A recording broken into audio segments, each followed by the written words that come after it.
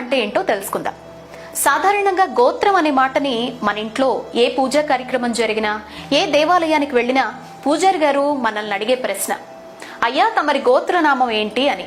So ఇలా అడుగుతూ ఉండటం అందరికీ అనుభవమే కదా. అసలు గుళ్ళో దర్శనానికి, ఇంట్లో చేసుకునే పూజలకి గోత్రం ఎందుకు అడుగుతారు, ఏంటి సంబంధం అని మనందరికి అనిపిస్తూ ఉంటుంది. ఇందులో మన భారతీయ మహర్షులు, మన పూర్వీకులు ఎంతో నిగూఢమైన విజ్ఞాన రహస్యాన్ని, సైన్సుని, గోత్ర విధానాన్ని ఎలా ఏర్పాటు చేశారో గమనిస్తే చాలా ఆశ్చర్యకరమైనటువంటి రహస్యాలు తెలుస్తాయి. మనం పూజలో కూర్చున్న ప్రతిసారి కూడా పూజారి మీ గోత్రం గురించి ఎందుకు అడుగుతారో మీకు తెలుసా అని ఎవరినైనా అడిగితే వాళ్లకు తెలియదు కాబట్టి అది చాదస్తం అని కొంతమంది అంటూ ఉంటారు. మరి రహస్యం తెలుసుకుంటే ఎవరైనా ఈసారి మన మహర్షులకు పాదాభివందనం ఖచ్చితంగా చేసి తీరుతారు. గోత్రం వెనుకున్న శాస్త్రం మరేంటో కాదండి, జీన్ మ్యాపింగ్ అని ఈ మధ్య కాలంలో బాగా ప్రాచుర్యం పొందిన అధునాతన శాస్త్రం. గోత్రం వ్యవస్థ అంటే ఏంటి, మనకి వ్యవస్థ ఎందుకుంది, వివాహాలకు ఇది చాలా ముఖ్యమైనదిగా మనం ఎందుకు భావిస్తున్నాం, కొడుకులకి ఈ గోత్రం ఎందుకు వారసత్వంగా వస్తుంది, మరి కుమార్తెలకు ఎందుకు రావడం లేదు, వివాహం తర్వాత కుమార్తె గోత్రం ఎలా ఎందుకు మారుతుంది, అసలు ఈ తర్కం ఏంటి అనేది ఇప్పుడు మనం తెలుసుకునే ప్రయత్నం చేద్దాం. ఇది మనం అనుసరించే అద్భుతమైన జన్యు శాస్త్రం. మన గోత్ర వ్యవస్థ వెనుక జన్యు శాస్త్రం ఎలా పనిచేస్తోందో ఇప్పుడు మనం తెలుసుకుందాం. గోత్రం అనే పదం 2 సంస్కృత పదాల నుంచి ఏర్పడింది. మొదటి పదం గో అంటే ఆవు, రెండవ పదం త్రాహి అంటే కొట్ట. గోత్రం అంటే గోశాల అని అర్థం. జీవశాస్త్రపరంగా మానవ శరీరంలో 23 జతల క్రోమోజోములు ఉన్నాయి. వీటిల్లో సెక్స్ క్రోమోజోములు అంటే తండ్రి నుంచి ఒకటి, తల్లి నుంచి ఒకటి అని పిలువబడే ఒక జత ఉంది. ఇది వ్యక్తి యొక్క లింగాన్ని నిర్ణయిస్తూ ఉంటుంది. గర్భధారణ సమయంలో ఫలిత కణం అంటే XX క్రోమోజోమ్స్ అయితే అమ్మాయి అవుతుంది, అదే XY అయితే అబ్బాయి అవుతాడు. XYలో X తల్లి, Y తండ్రి నుంచి తీసుకుంటుంది. ఇక Y ప్రత్యేకమైంది, Xలో కలవదు. కాబట్టి XYలో YXని అణిచివేస్తుంది. అందుకే కొడుకు Y క్రోమోజోమ్లను పొందుతాడు.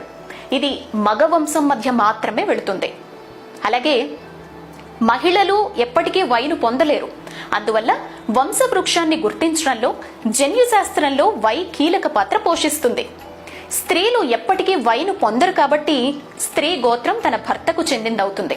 అలా తన కూతురి గోత్రం వివాహం తర్వాత మార్పు చెందుతుంది. ఒకే గోత్రికుల మధ్య వివాహాలు జన్యుపరమైన రుగ్మతల్ని కలిగించే ప్రమాదాన్ని పెంచుతాయి. గోత్రం ప్రకారం సంక్రమించిన Y క్రోమోజోమ్లు ఒకటిగా ఉండకూడదు, ఎందుకంటే అది లోపభూయిష్టమైన ఫలిత కణాల్ని సక్రియం చేస్తుంది.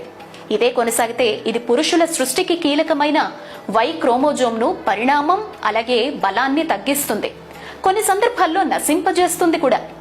ఈ ప్రపంచంలో Y క్రోమోజోమ్ లేనట్లయితే మగజాతే అంతరించిపోయేలా చేస్తుంది. కాబట్టి గోత్ర వ్యవస్థ జన్యుపరమైన లోపాల్ని నివారించడానికి, Y క్రోమోజోమ్ను రక్షించడానికి ప్రయత్నించే ఒక పద్ధతే స్వగోత్రం. అందుకనే స్వగోత్రీకుల మధ్య వివాహం నిషేధించేవాళ్ళు. మన మహారుషులనే సృష్టించబడ్డ అద్భుతమైన బయోసైన్స్ గోత్రం. ఇది మన భారతీయ వారసత్వ సంపద అని నిస్సందేహంగా చెప్పొచ్చు. మన ఋషులు వేలాది సంవత్సరాల క్రితమే జీన్ మ్యాపింగ్ క్రమబద్ధీకరించారు. ఈసారి ఎవరైనా గోత్రం అంటే చాదస్తం అని కొట్టిపడేయకండి. ఈసారి ఈ రహస్య విజ్ఞానం తెలిసింది కాబట్టి పూజారి గారు ఎందుకు అడిగారు అంటే, భగవంతునికి పూజ చేస్తూ సంకల్పంలో మీ పేరు, మీ గోత్రాన్ని స్వామికి లేదా అమ్మవారికి విన్నవిస్తారు. సంకల్పం అంటే మీరు ఏ పేరుతో ఉన్నారు, ఏ గోత్రంతో ఉన్నారు, ఏ దేశంలో ఉన్నారు, ఏ క్షేత్రంలో ఉన్నారు, ఏ అడ్రస్ అంటే మీ చిరునామా గురించి వివరాలు స్వామికి తెలియజెప్పడం అన్నమాట.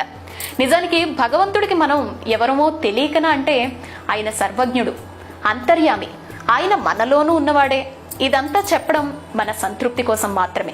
మీరు క్షేమంగా ఆయురారోగ్యాలతో ఉండాలని, మీ వంశాభివృద్ధి చెందాలని, ఎలాంటి భయాలు ఆందోళనలు లేకుండా మీ జీవితం సుఖమయం కావాలని పండితులు ప్రార్థిస్తారు.